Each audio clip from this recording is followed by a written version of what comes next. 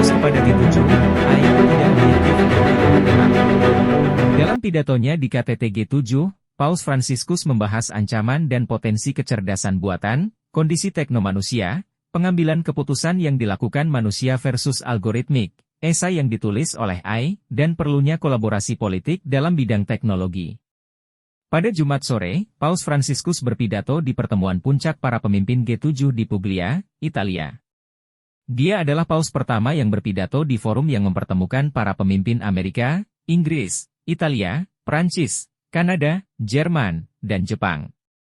AI, Bahaya dan Janji. Paus mendedikasikan pidatonya di G7 pada topik kecerdasan buatan. Dia memulai dengan mengatakan bahwa kelahiran AI mewakili revolusi industri kognitif sejati yang akan mengarah pada transformasi penting yang kompleks.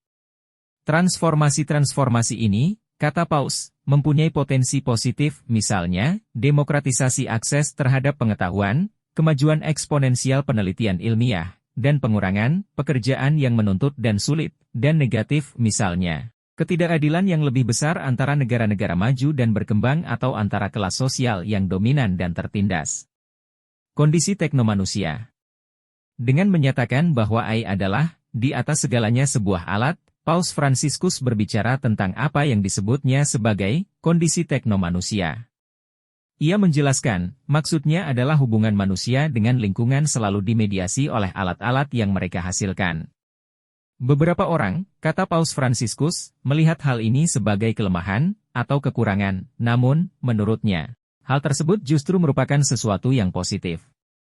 Hal ini, katanya, berasal dari fakta bahwa kita adalah makhluk yang cenderung terhadap apa yang ada di luar diri kita, makhluk yang sangat terbuka terhadap hal-hal di luar diri kita. Keterbukaan ini, kata Paus Fransiskus, adalah akar dari kondisi teknomanusia kita dan akar dari keterbukaan kita terhadap orang lain dan kepada Tuhan, serta akar dari kreativitas artistik dan intelektual kita. Pengambilan keputusan, manusia versus mesin. Paus kemudian beralih ke topik pengambilan keputusan. Dia mengatakan bahwa AI mampu membuat pilihan algoritmik, yaitu pilihan teknis, di antara beberapa kemungkinan berdasarkan kriteria yang jelas atau kesimpulan statistik. Akan tetapi, umat manusia tidak hanya memilih, namun di dalam hati mereka mampu mengambil keputusan. Hal ini karena, jelas Paus, mereka mampu memiliki kebijaksanaan yang oleh orang Yunani kuno disebut pronesis, sejenis kecerdasan yang berkaitan dengan tindakan praktis, dan mendengarkan kitab suci. Oleh karena itu, sangat penting, Paus Fransiskus menekankan, bahwa keputusan-keputusan penting harus selalu diserahkan kepada pribadi manusia. Sebagai contoh dari prinsip ini, Paus Fransiskus menunjuk pada pengembangan senjata otonom yang mematikan, yang dapat merenggut nyawa manusia tanpa campur tangan manusia, dan mengatakan bahwa senjata tersebut pada akhirnya harus dilarang. Algoritma tidak objektif dan tidak netral. Paus juga menekankan bahwa algoritma yang digunakan oleh kecerdasan buatan untuk mengambil keputusan adalah tidak objektif dan tidak netral. Dia menunjuk pada algoritma yang dirancang untuk membantu hakim dalam memutuskan apakah akan memberikan pengurungan di rumah kepada narapidana. Program-program ini, katanya, menentukan pilihan berdasarkan data seperti jenis pelanggaran, perilaku di penjara, penilaian psikologis, dan asal etnis narapidana, pencapaian pendidikan, dan peringkat kredit. Namun, Paus Fransiskus menekankan, hal ini bersifat reduktif, manusia selalu berkembang, dan mampu mengejutkan kita dengan tindakan mereka. Ini adalah sesuatu yang tidak dapat diperhitungkan oleh mesin. Masalah selanjutnya, Paus menekankan, adalah bahwa algoritma hanya dapat memeriksa realitas yang diformalkan dalam bentuk numerik.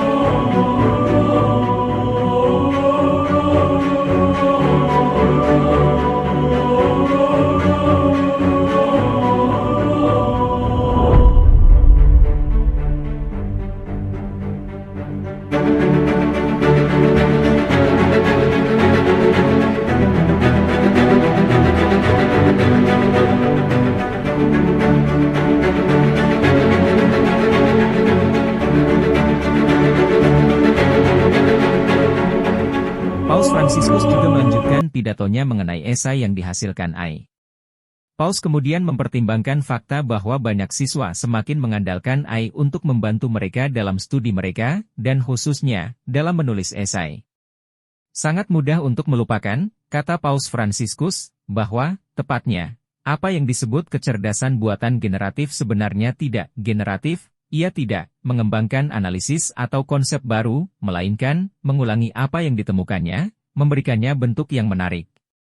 Hal ini, kata Paus, berisiko merusak proses pendidikan itu sendiri. Pendidikan, tegasnya, seharusnya memberikan kesempatan untuk refleksi autentik, namun sebaliknya, mengambil risiko menjadi pengulangan gagasan, yang akan semakin dinilai sebagai hal yang tidak dapat ditolak, hanya karena pengulangannya yang terus-menerus. Menuju etika algoritmik. Mengakhiri pidatonya, Paus menekankan bahwa AI selalu dibentuk oleh pandangan dunia dari mereka yang menemukan dan mengembangkannya.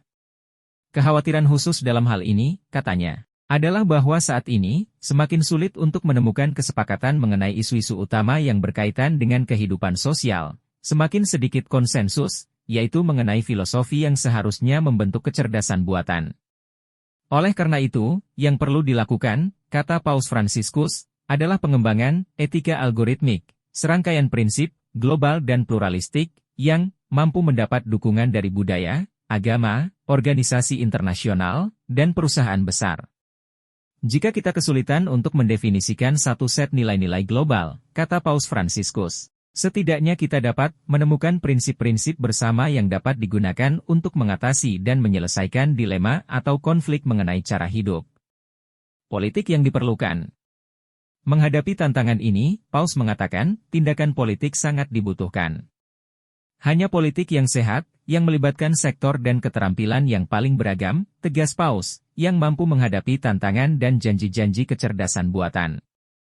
Tujuannya, Paus Fransiskus menyimpulkan, bukanlah menghambat kreativitas manusia dan cita-cita kemajuannya, melainkan mengarahkan energi tersebut ke saluran-saluran baru.